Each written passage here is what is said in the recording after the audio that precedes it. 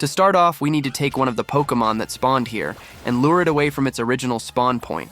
Just walk slowly and let it follow you until it eventually gives up and stops chasing. Once it does, that's our cue. We save the game right there and then reset. Now we're going to keep leading that same Pokémon even farther away from its original spawn point. The goal here is to drag it so far out of range that we completely break its original spawn.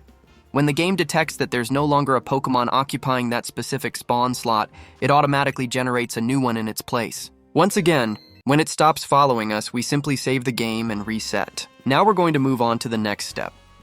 Leave the area through the main gate and make sure the Pokémon stays right beside it. Save and reset again. Once it settles there, place a marker on its exact location so you don't lose track of where it's standing. After that, we need to put some distance between us and the Pokémon, about 65 meters, just to guarantee that the game registers the space as empty and triggers a second spawn back at the Pokémon's original spot. Save and reset again. Once we've moved far enough, we simply head back into the area to check the new spawn. Now we're going to reverse the entire process. Remember, every time the Pokémon stops following us, we need to save the game and reset. This locks the Pokémon in the exact spot where it stopped chasing us, and we repeat this step over and over as we slowly guide it back toward its original spawn point. Once we're finally close to that initial location, we need to trigger a loading screen to refresh the area. In this case, it's really simple because we have a bench nearby.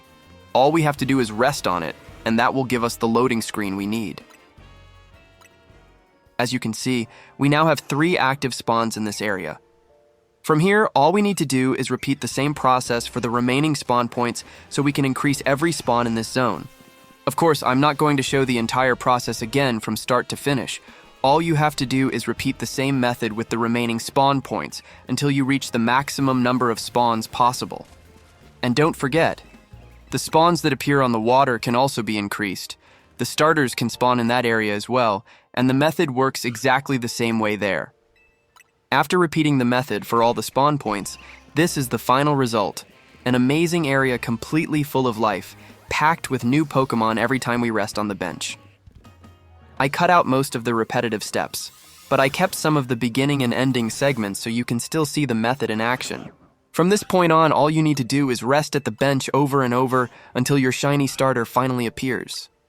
And luckily for me, after about half an hour of resetting at the bench, take a look at this. I finally found my first water-type starter, the magical Squirtle, the tiny turtle itself. I really hope this video was helpful. If it was, don't forget to drop a like, subscribe to the channel, and let me know in the comments if you were able to pull this off too.